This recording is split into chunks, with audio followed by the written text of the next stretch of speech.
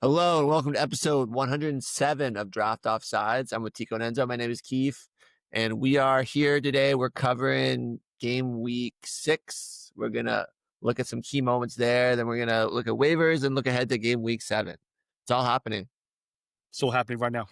We RIP to the first manager firing of the season. Gone but not forgotten. Graham Potter. Knew it. Rumors that you didn't get along with Bowen, huh? Yeah. But you know what the fucked up thing is? They sent him out to the press to do a press conference. It's like sending out a sheep to the wolves. After they fired him? Before they fired him. So on a Friday, he does the press for the game. And then Saturday morning. Right, That's mate. wild. You think if he had a better press conference, they would have kept him on? Bro, that press conference had a bunch of memes on it. It was like downgrading. It was horrible. You shouldn't. You know who's gonna get fired when all the memes started popping off of just people putting Graham Potter's face on everything. Did you see that going on Twitter? That's what I'm And saying. it's just like, okay, like once you lost the internet, you're done. That's it. You know? So Yeah, I think they you asked can him lose about the dressing those room, memes you can too, lose yeah. the boardroom, you can't But lose the internet. God. All right. I mean, I think this is an upgrade for everyone. I think, like we talked about, Bowen obviously responded today with a goal. Nuno Espirito Santo, to me, is clearly at this time in life is a much better coach than Potter. Time will tell. I think he'll just get this team firing. I think the defense will look better for sure. Because I think Nuno, if he does one thing, he solidifies defenses. And you hope that Bissaka comes back into the fray. Yeah, you think he will. He obviously didn't this week, but he hasn't played in a few games. So I think there's something to be said there. And then I would be curious about Fulkrug, who the striker is, because Nuno does love a striker. Like when you look at his teams when he played for Wolves, he had Raul Jimenez. When he played with Forrest, he had Wood. So Wood and Fulkrug are the same sort of stature. Yeah, that's what I mean. So I'm looking at Fulkrug. He didn't have the best game today when I watched that. I wasn't particularly impressed, but I think there's something there. And maybe it's who's the other guy they had there that can play that position? Callum Wilson. Callum Wilson. Yeah. So I think one of them will actually could be viable in the near future for sure. Okay, game week 6, top 15 scorers, 6 roster less than 50%. Wait, what does this mean? So from this past weekend, the top 15 total points for this past weekend, 6 of those players were less than 50% owned. So it was a lot of players who were like no fantasy relevance, who scored a lot. And one of them was a goalkeeper of 52% owned. I didn't want to cheat and kept it below 50%. And the next note is, Sean Longstaff led everyone with 39.75 points. And the crazy thing is 15 of them was goal and assist. Everything else was goals points. So like 24 goals points. So I saw that he was taking all the sets for Leeds, which is interesting because before the Stash was taking all the sets, and that's why people were so hot on Stash, a player. So it'll be interesting to see if he keeps taking sets, if this was like a one-off thing or what's going on there. Because if he keeps taking sets, it's like a maybe. But I've also seen Sean Longstaff play for so many years that like I'm not jumping at it. No, like, are you? Yeah. 7 key passes. Yeah, no, I get that, but it's one game.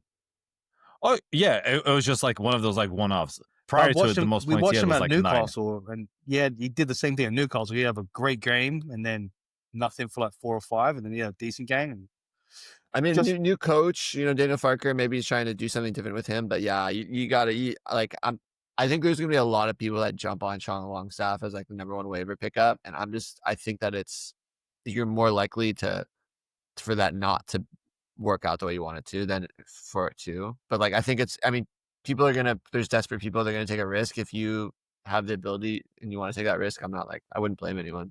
But I've just kind of seen this story before, Yeah. Okay, some bad news. Solanke got ankle surgery and will be out at least until the international break. I mean, maybe the way that the dialogue has gone to this has been so bad, where it's like, oh, like he's almost back, and he needs surgery. It's very reminiscent of Dwight McNeil last year. Oh, and like you're right. And it's just like these, like, because the managers don't have to, like, we've talked about this in the NFL where they have to release an injury report, and it's so much more clear what the issue is. And like in the Premier League, they just don't have to do that. So there's like these, I think these managers, a lot of times, these managers just like string along the media because it's just like not worth them. No, I feel bad for Solanke. I think he got the ankle injury at the end of last year. And then it's just been niggling. We thought he came back. And then he had to do, if you're going to do the surgery, we should have done it in the summer. Yeah. Yep. It sucks. I mean, I haven't dropped him yet, but as someone who drafted him, it's like, I'm probably going to wait till after the international break. At this point, it's like, might as well wait until after the international break. I have like some depth. No, you've waited long enough. Yeah, but I don't know. Like, there gets a point where you start talking like sunk cost fallacy, and you're like, is this really worth it? You know? But like, it was the same thing with Kulusevski. Like everyone, I was holding on to him forever, and then you just have to drop him. So but I think because specifically they mentioned the international break in the news about it, I'm gonna wait to see what the story is after that. What are you saying, Tico? Yeah, just international break is right around the corner. It's early October. Yeah. I think it's like around 6 or 7. So you could wait. You have a week off for him to see what the news is. But it also sucks from that Richarlison is playing better this year than he is last year. So I don't think when he comes back, he's going to be guaranteed to start from the get-go. So and we still haven't even seen Callum Hudson-O'Boi. Like he had like a dead leg that's been like, I've never heard of a dead leg that's gone this long. This is also crazy to me. So some weird stuff's going on over there in Tottenham. At White Hart Lane, fucking Tottenham way. Yeah. What the fuck? Weird Hart Lane. What? Hey. Okay. Amorim has 34 points in 33 games. He has not looked good. He once again kind of got memed just for like looking down and like gazing at his shoes in like the middle of the game for a considerable amount of time. Very odd. I think we're getting to the point where it's getting pretty close to Did you hear the chants that Brentford yelling at? No, what was it? Brian, do you see the score? Brian, what's the score? The Brighton and Webber. Yeah. That's good. Hey man, you went back to your old club and you got wollywomped 3-1. Yeah, I mean that's always a good feeling for Brentford. You know, they got a bunch of money for him and they spanked him. Yeah, and honestly, Cognac in the second round is not feeling good right now. Fuck you, Tico. No, I don't think any of those. I mean, we knew this was gonna happen. This is why This is why it's so hard when you're in like rankings mode and like everyone's like, oh, this is the best, and like you kind of like you look at the numbers and you're like from last year, but like we knew that like United wasn't gonna be able to sustain this many top flight players, and it was just so hard to like rationalize that. Because I mean, I drafted Mbeumo in a league, and like he's been slightly better than Cunha, but yeah. Hey, Mbeumo, and then Sesko is going pretty high by the end there. Even Bruno's not even in the top 20 because he of the last game, he dropped out. But Bruno's still averaging 11.42 points. Last game he missed a penalty, so Bruno will be fine. Bruno's we're not worried about. So we're back. Amorim sucks. United sucks. I think we can move on from there. The last one is what WTF is going on with Robinson and Wan-Bissaka. We have some high value right backs and left backs that are struggling, and Enzo's frozen again. Enzo, are you? I can hear everything you guys are saying. You're saying I'm frozen. I'm not smooth. Tico, is he freezing for you? Tico's on his phone. No, he looks a little better. It just sometimes, but at least like his voice is normal. Okay, so we'll power through. All right, so I think the last thing we wanted to talk about is what the heck is going on with Robinson and Wan-Bissaka, two pretty high value defenders that are just not getting starts. And the one thing I want to say is that the Robinson thing actually scares me more than the Wan-Bissaka thing, because it feels very similar to what's going on with Solanke, where they're like, oh, he's fine, he's just about ready to come back. He came back and like played a few minutes, and he doesn't play for like a week. And then he comes back and plays again, and like then you just don't see him. And it worries me that means there's some sort of niggle and that they've been trying to do it without surgery, or that they might have to go back and do like a clean it back up. You know what I mean? That's my concern. The high hopes. He's just not he's not getting ready, huh? We had high hopes for both these left backs. Now Porro is reaping the benefits. Porro, I mean, the people who drafted Porro are definitely happy. I think when you look at Wan-Bissaka though, I still think he probably gets back into that team. Oh, I think so. With Nuno going in there and he should be fine. It's the kind of win back he wants, so it should be fine. Yeah. So I don't know. I'm like, I definitely think it's concerning. Sergey asked, should we try and trade for him? I think I would probably. I mean, it depends on what you can get, but I think Wan-Bissaka is probably even lower. I think Wan-Bissaka is a better target because I still think people are probably still waiting to hold on to Robinson, where the fact that Wan-Bissaka was dropped, some people might just be willing to cut ties with him. where I feel like Robinson's going to be harder to pry away. Okay, I agree with that, but I think that Wan-Bissaka will be the more viable option. But like, yeah, what do you think, Tico? I think because of West Ham is so bad that I think they're going to let in a lot of goals this year. So I'd probably stay away from Bissaka. Robinson, like I said, last year was like obviously he had an amazing year, but defense is so hard. It doesn't necessarily carry year over year. So I wouldn't really give up a lot of assets for them. I mean, I think the argument there is West Ham could get better because Nuno's now there. Yeah, right? that's so the like argument. yeah. So we'll see, but yeah, I think that's a very valid point. It's not like you're like it's not like it's a great defense even in the best of times. Yeah. So let's think like Wan-Bissaka. Would you give up like a JWP? I mean, that's hard. JWP, yeah. Who'd you rather have? Well, JWP, guaranteed start. What about if someone offered you like Danny Ballard for Wan-Bissaka? Well, he's been playing well, hasn't he? Then I'd take Danny Ballard. He's like borderline waiver. I mean, he had like an amazing first week, then he had a subpar game, and then he's came back from injury, so he's kind of coming back in. So maybe that's not the best one. Stop. What about Stock? I might trade. I think that with Longstaff taking all the set pieces, that Stoch suddenly isn't as valuable, and that might be a really good one. But not everyone knows that, so you could probably use that too. Yeah, I think that's actually a pretty good shout. All right, yeah, I mean, I think Anthony Robinson, same thing. I mean, if you could get someone like that for him, like I would go for it because I think at that point it's worth the risk. But like, I just think he's gonna be harder to pry away from people. Yeah. I like both of these guys. Okay, moving on. Okay, just really quick, just recapping some of these things. Man United, congratulations to Sesko scoring his first goal. Officially avoided the 007 moniker. You know who did him? No, we'll get there. But yeah, we'll leave it suspended. But Tico, I think you called out a Sesko goal. You did. I said I was like pretty sure he was in the score. So good for him. Unfortunately, it came with a loss. And they looked terrible. In more than one way, I also lost my matchup because of the Sesko goal. Oh, that's right. You were playing against Sesko. Yeah. Igor Thiago scored 2. That's 4 goals in 6 games. He has looked quite good. That first goal he took with power and strength. It was awesome. Yeah. Tico, I think you have him in one of our leags. You must be pretty happy. Roasted, man. I think I drafted him last year as well, not knowing he was injured. So that's my guy. Right. That's right. Yeah, that's your guy. Yeah. That's your guy.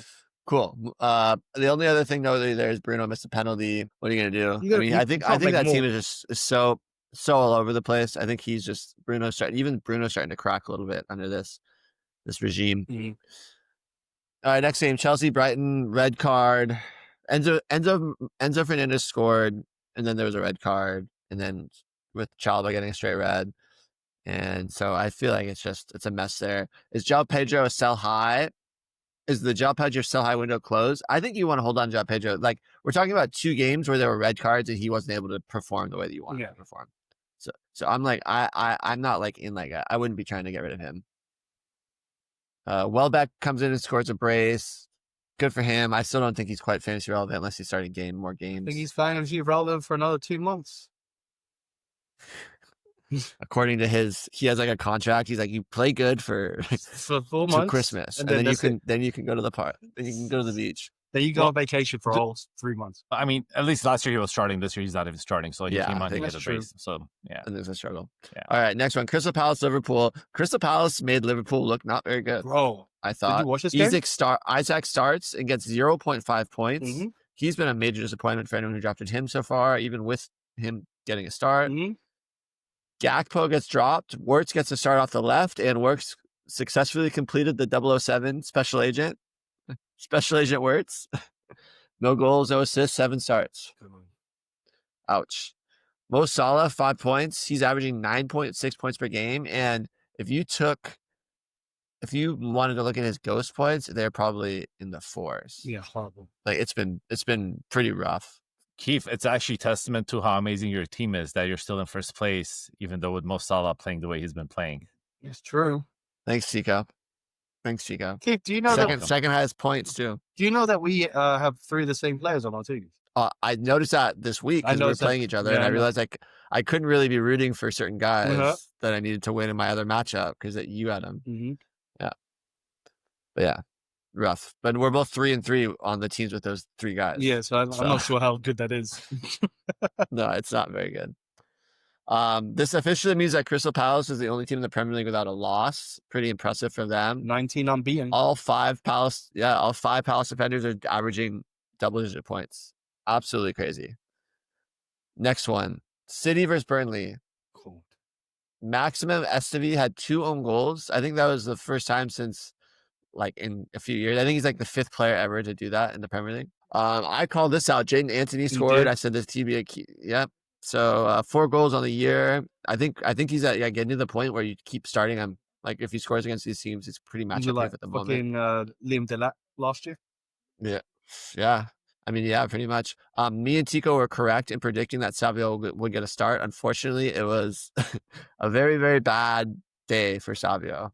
And I don't know. Now you start to question what's going on. He just got a new contract. And what, like, just signed a new contract, of course. And I think that he's gonna get playing time, but like, didn't feel great. It didn't look great. It wasn't like, oh, he looked good, but he just didn't quite get the point. I don't think it helps that he just did not look good. It doesn't help that Doku's having the best season he's had since he got there. It's his 3rd season, and he's gone off. Yeah, it felt like they wanted to get the ball to Doku at every chance they could get, and that Savio was they weren't really pushing the ball over to his side as much. It definitely felt like that. The King is back. Holland just having another just incredible season. What, goal and an assist? It's not good enough. 2 goals. 2 goals and an assist. I'm pretty sure he got an assist too. It's not good enough. He got an assist. It's not good enough. It's still he's having his worst start ever. It's not good enough. Oh man. Okay, Nottingham Forest versus Sunderland. Ange LOL is the only comment here. Yeah, I mean, what do you expect? It still doesn't want. Has he won a game yet? No. No, he did. A tie. No. Over the maybe not a Premier League. No, Premier League game, but cup game. No, they tied with Burnley. They lost to Sunderland, and then in the Europa when they were up by like 2 or 3 goals, or one of the competitions, and they went back and they tied, and they ended up losing that game. And Hudson-O'Boi, the 2 games he's been dropped, so he's no longer starting. And that was right after you traded for him, right, Tico? Gave up Soboslai. Yeah, that was a rough one. I don't really want to. That one's actually so bad that I don't even want to like make fun of you for it. It's kind of like just leave it. No, it's okay. Remember, I said I don't want Soboslai on my team. I wasn't going to draft him. I know, but yeah, okay. Sunderland continues to be the surprise package. I think a lot of their defenders are pretty darn good. They've had some really good players. Granit Xhaka with another assist, I believe, off a set piece. He's become very viable. Very viable. Yeah, I think they play United next, so that's exciting for them. Next game, Tottenham Wolves. Tottenham were coming into this game looking like if they would have won this game, they would be the talk of the town, I feel like. They look good the whole game. Tottenham looked good the whole game. You thought they looked good? Yeah, I thought they looked good the whole game. They created more chances. You know who didn't look good? Don't say Xavi Simons. Who didn't look good, Tico?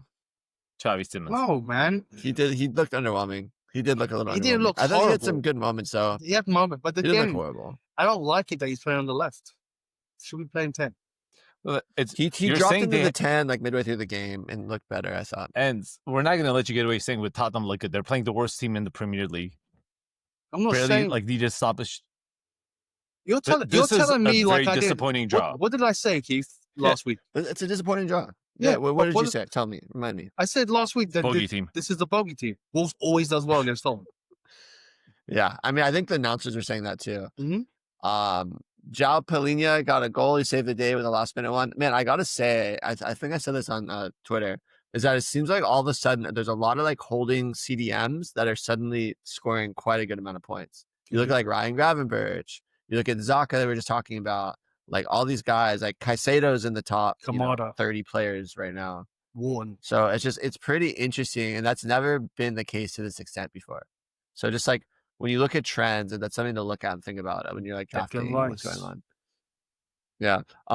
Shout out to the Wolves defenders as well. Had a pretty big day. I think to Enzo's point, they definitely had a lot of defending to do. The guy who scored, Bueno. So Santiago they have 2 Buenos, Santiago Bueno, and then they have a Hugo Bueno. So I think both of them are pretty viable. So we'll talk about them later in another section. Next game, Arsenal versus United. Fuck. Oh man, this is my bad call of the week. I benched Voltemad to play Evan Nielsen versus Leeds, and that was a mistake. But I told you. Sometimes what are you gonna do? Keith, as a champion, let me give you some advice. I think Voltemad is a must start if he's playing. It doesn't matter who they're playing against. I think you play him. I think for now, I agree. I thought I was being smart with the matchups, but if you can do that to Arsenal, you can do that to anyone. So, yep. Should have Fab for him, not Simmons. Yep. Odegaard and Saka returned. Saka didn't do that much. Odegaard looked good when he came on, got the assist. Mhm. Eze played the whole game, start. He didn't start on the wing. He started in the Odegaard role, but then he moved out to the wing as the game went on. Yeah. And just like it seemed like that by the time that latter half of that game was going, I mean, didn't Had look a lot like of there were chances. positions. He did. He had a few really, really good chances. I thought Nick Pope made a couple very, very good saves off from Eze. Did you guys think that should have been a penalty? Which one? I think there should have been a penalty on both sides. Mm-hmm. No, the one that VAR overturned. I think that probably the foul on the Nick foul Pope. on Nick Pope. That probably should have been a penalty. I just don't think there's enough contact on the ball there. He gets contact. I think he that still takes out the player. Yeah. You know what was the worst part about that? So I have Saka, who would have taken the penalty. The player I was playing had Nick Pope, who would have gotten red or yellow at least. Yeah, sure. So that would have been a 10-point swing. I lost by 10 points. That does suck. I think that sucks. I also think that Gabriel thing where he did two things that were weird. The first was where he slid, but his hand was up in the air, so much so, and then they're that's not. There's no way you can say that's natural position when the ball hit it. That's a penalty. The other one is he knocked Voltemad in the face. Yeah, dirty player. Dirty off player. I'm sorry. I thought. Yeah, weird. Okay, last game. Aston Villa versus Fulham. Wait, there's another game too, but well. Aston Villa versus Fulham. Raul Jimenez scores and gets injured. Will Kevin start? We're still on Kevin watch. Anthony Robinson. Are we on panic level? We talked about it earlier. I think I'm starting to get pretty panicky with Anthony Robinson. I really am. Villa score 3. Watkins and Rogers have goal contributions. I think the big shout out here is that it was a very inspiring substitution to bring on Buendia. I thought he was the difference in this game. McKinney. So just to note that. Because he came on and he got a goal and assist, and suddenly they looked a lot better. Rogers doesn't look good. Last year he was very involved on the ball. Maybe Tielemans comes back, that changes, but he has not looked good. I think Tielemans coming back is going to change a lot of things for the team. Okay, the last game was the game today. Everton, West Ham. Everton scored early. West Ham came back. Bowen got the goal. Doof got the assist, and that's what won me my matchup versus Enzo, because I had Doof and Enzo had Bowen, and I was up by 7. So kept my win. 1 by 5. Good game. Yeah. But I thought, other than that, I think that this just goes to show you that a Nuno-led West Ham team is going to be more difficult to play against, and even though a pretty good Everton team was struggling, in times. I think Everton was probably the better team, all said and done. But at the end of the day, that was much more of a game than we thought it was going to be, and that was much more of a game than it would have been if Potter was there, I think. Grealish with another pretty solid score, 9.75 goals. Can't be mad at that. No, can't be mad at it. All right, are we ready to move on to waivers? Let's go to waivers. Okay, first one, Mateus Nunes, 45% owned, D for City. This is what the owners were hoping for when they drafted him. I was a big guy, drafted him a bunch of places, really excited, and I've dropped him everywhere at this point. And of course, he gets the start and absolutely crushes. Rico Lewis isn't really it, and I don't know if Kusanov, I don't know what's going on there. So if Nunes plays, he's probably worth starting. I think Kusanov's injured. Yeah, I think he is, right? Yeah. So I think that just lends itself to Mateus Nunes being viable again suddenly. Next, I have 2 forwards from Forrest, Delaine Bakwa and then Omari Hutchinson. Bakwa's had back-to-back starts, and I think he's gotten 8 and 10 ghost points in each of those.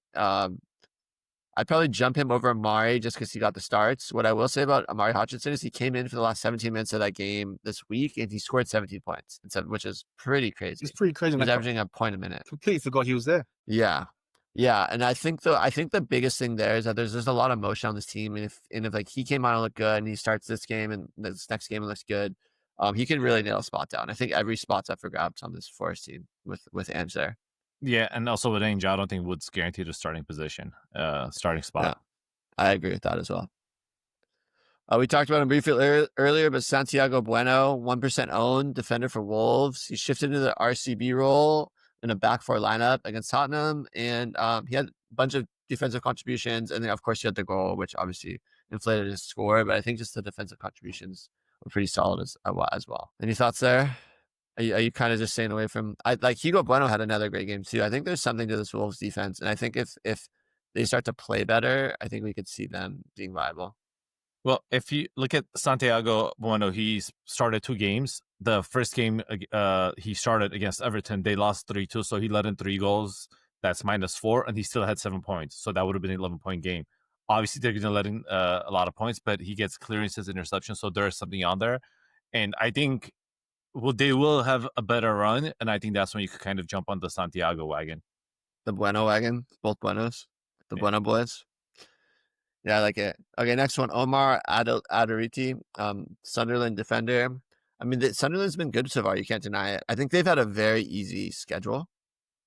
And I think it lends itself to that, like relatively. And I think they still have a few more easy games before it starts getting tough for them. United next. I think you can start. I think you can pretty comfortably start them against United. Yeah. Yeah. Yeah. Yeah. Okay, next one, Emiliano Buendia, 8% owned, midfielder for Villa. You got to love a good narrative. And him coming on, leading the comeback is what we love to see. I think after that type of performance, I think he likely gets a start for Villa. And I think that is a pretty viable spot to be. And Villa is playing Burnley next too. So I think that's a pretty good one for them. Next, Adam Wharton, 46% owned, Palace. He just should be owned everywhere. He's on sets. Palace looks great. I just feel like there's no world in which Adam Wharton shouldn't be owned. I think you're probably holding on. If he's on your waivers, it's very likely you're holding on to a midfielder that's worse than him. Then you just pick him up. Last one, Sven Botman, 15% defender, Newcastle. I think Schär had a concussion as he's potentially out for another week. The other major thing is Livramento got injured. And so like Burn could potentially slide into that left back role if Hall isn't there, because I think Hall is still like being under maintenance, So I think, and Botman, I think he started 3 games and been double-digit points in each of those games. So there's also Malik Tia. Yeah. He's also only roster 6%. We love Newcastle defender, so if he plays, is definitely worth a spot start. Yeah, I mean, Newcastle played a back 3 in this game. I don't know if that's going to be. I don't know if that was just a response to Arsenal or not, but yeah. So there's a chance that there's just going to be more and more of that. Cool. So that is waivers. I think that's a good amount. That's a healthy amount of waivers for us. Let's talk briefly about game week 7. Man United Sunderland. Tico, what do you think about this one? I want Man U to go down early, like maybe 2 goals, just to see how like the crowd would react. Because man, you're in that. You're in that nihilist of a state, huh? Yeah, because I don't see what scenario Amorim will make this team better or make it a competitive team. I just don't see scenario, especially with the current roster. So it's going to take years. Just bring in a different manager who's not very stubborn. He will make a system around the players he has, not force the players to go and play the system that he wants them to play. And also, as someone who has Diallo, who didn't play, fucking guy screwed me over. Diallo, owner, he has value if he plays, let's say, 4-3-3 on the wing. So as someone on the selfish reason as well, like, yeah, give me a manager that's going to maximize him. And honestly, this whole offseason for Man U didn't make sense to me. I know we're getting like off topic, but the players they signed didn't make sense to me. Weird. I mean, I thought everyone was so excited about it. I think there's the whole idea was that they should have signed a center man, like a real center man, and like not signing that and like dropping Højlund for Sesko to me, it's just what's the weird thing. Or here, what are you gonna do? Yeah. We talked about like a couple of Sunderland defenders, but I think it's pretty all systems go with those guys. I think that like Xhaka you can start. Senzo. But it's also like seems like should we wait for Enzo to come back or we should probably wait. Yeah. No, even Sesko. I thought Sesko was a good signing. You have Diallo on the right wing. Why would you bring in Mbeumo and Cunha? I feel like you should have brought one of those two instead of both of them. Yeah, I agree. My connection is all jacked up. Should we just go on without him? Should we just power through? Yeah, and we'll just go on. Yeah. Okay, we lost Enzo, so we're gonna power through, and maybe he'll come back.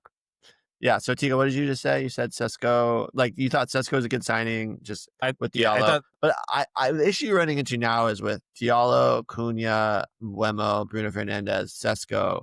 That's 5 attacking players, and like there's always going to be like an odd man out, right? You're really probably not going to start. I guess you could potentially start 5. I don't know. I thought Mbeumo was not necessary on the team. Is that Mbeumo is the one that was not necessary? Yeah, just because you already have Diallo who's playing on the right wing. Yeah. I get it. He's back. We'll see how long he lasts. Okay, moving on. Arsenal, West Ham. Little London derby. Last year, Arsenal lost to West Ham. I did not know that. Yeah, and it was early on before Liverpool kind of increased the gap. So it's a derby, Enzo loves a good London derby. You could never predict those. So this is, especially with this like shitty ass West Ham team, Arsenal has to win this game. Maybe like catastrophic for their title hopes if they drop points. And Espirito Santos loves playing against big teams for West Ham. So I mean, again, I don't know exactly what that means. I don't know if he's going to have enough time, if there's enough quality on West Ham, but I think they will make it difficult for Arsenal. But that being said, you're still going to start all your guys. It's not like, Definitely, and it is there's Champions League this week, so I don't know if Arsenal plays or not. I would assume they play, so it's something. Everyone plays, so that's Arsenal's going to be on a short week. They play Wednesday. Yeah, and it's they play on Saturday too. It's not like they got that. I'm surprised that game didn't get moved to Sunday if they're playing. Yeah, but yeah, I think what are you gonna do? You're gonna start your Jared Bowens. You're gonna start those guys, but at the end of the day, yeah, not much else to talk about there, huh? Next game, Chelsea versus Liverpool. Man, I just don't see a world where Chelsea beats Liverpool here. But that being said, Liverpool has looked like has looked a little vulnerable. Even in the games they've won, they've come from behind. They've scored in the last minute. It's been a lot of that. So I think there's something there. What front four will Liverpool start with? I think that's the big question, and I think that's where there's some major headaches going on for a lot of people, huh? And Ekitike will be back. And you're talking, we can't hear you. Maybe you're muted. See his mouth moving, nothing coming up. But yeah, so Ekitike is coming back. Szoboszlai was playing attacking midfield, so it's going to be interesting to see who's going to start. It is going to be a headache, but man, this could be like I could see Liverpool putting in like 3-4 goals against Chelsea, like dominating this game. I could go one of two ways, and it really depends on just the because Chelsea has a really young team that they could they have a lot of injured players, they have some suspended players. Are they going to kind of wilt, or are they going to just kind of dig in and just make it a pain in the ass to play against?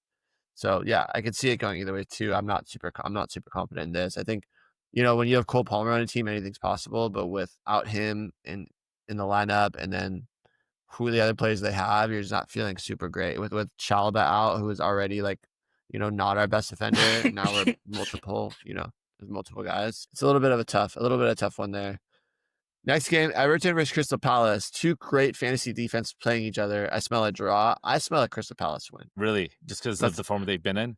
Yeah, I think that's the team that that's what I want my bet to be on, is Crystal Palace. I think, again, but that wouldn't stop me from starting every single defender I can get my hands on from either of these two teams. Like, definitely, yeah. Even if they win, it's not going to be goal fest. Maybe like 1-0, 2-1, something like that. Yeah. Keane from Everton is pretty lowly rated. He almost made waivers, but I think he was on here like 2 weeks ago, so I didn't include again. So he needs to be rostered. Yeah, I'm probably going to put a waiver claim on him. Yeah, he scored today, so I think other people will be looking at him. But even without that, he's been solid. I think he's had 2 bad games, and it's been 6. 2 out of 2 of 6 have been bad, but he started every single game. So yeah. Hey Enzo, you back? God, you guys been hearing me for like 10 minutes. I was trying to figure shit out. It's horrible. No, we couldn't hear you. Yeah. So we're Might back be a good now. thing, though. Yeah, probably was a good thing. We really powered through. Okay. I guess some of these other games that we can just briefly cover. Newcastle United, Nottingham Forest. Where is that game? That game is at St. James's Park. You feel pretty good about the Newcastle there. I think like you're starting everyone. What's been the situation? It's been very interesting with Murphy and Alenga, where Murphy got the start this week and Alenga came on, and Alenga had some pretty good moments.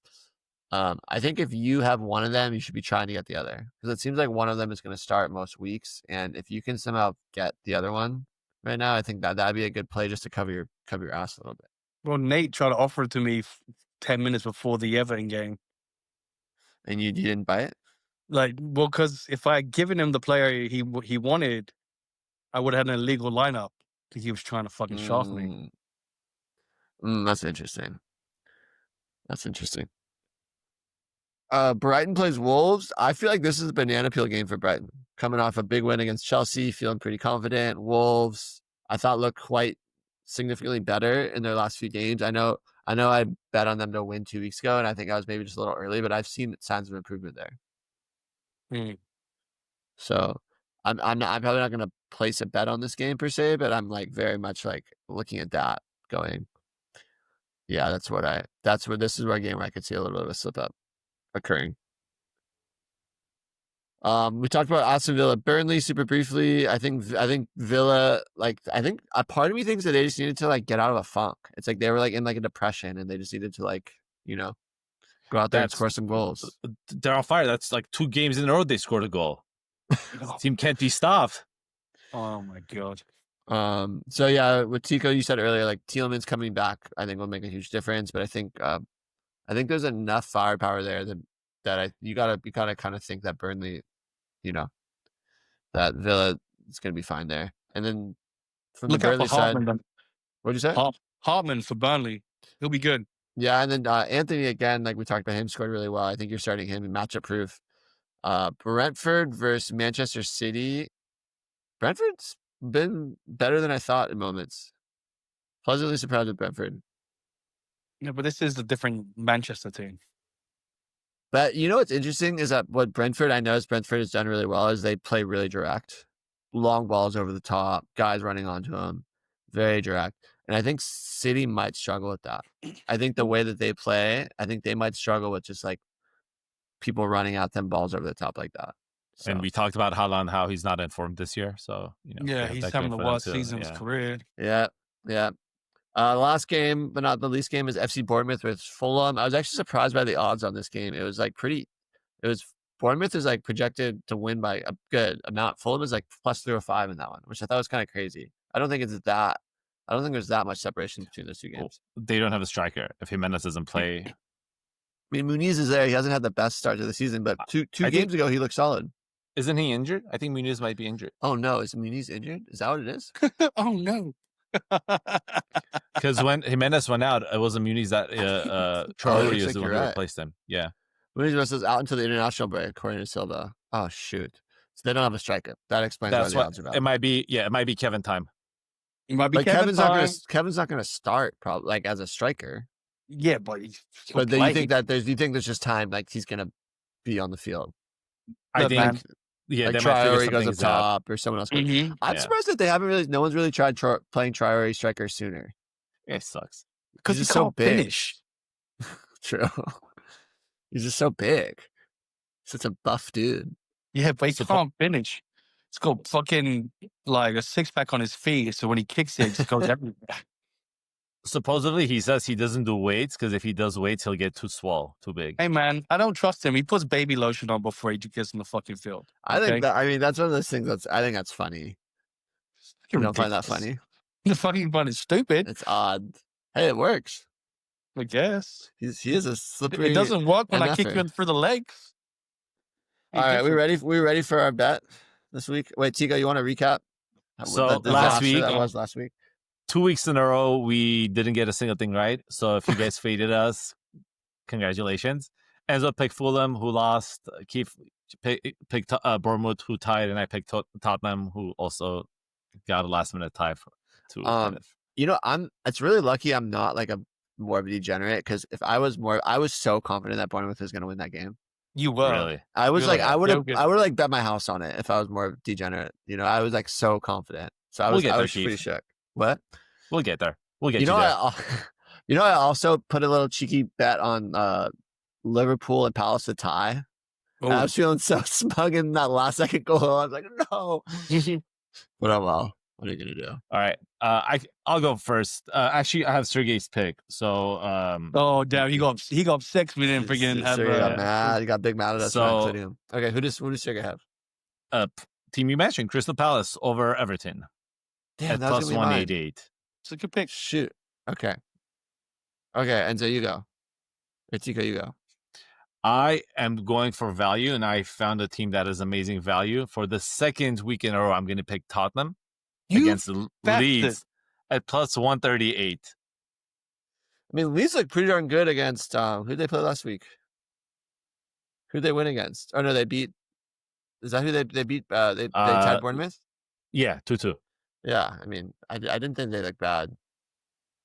They do have Champions League. That's fine. I believe in them. All right. Who wants to go next? Key fans. You just took the 2 easiest ones.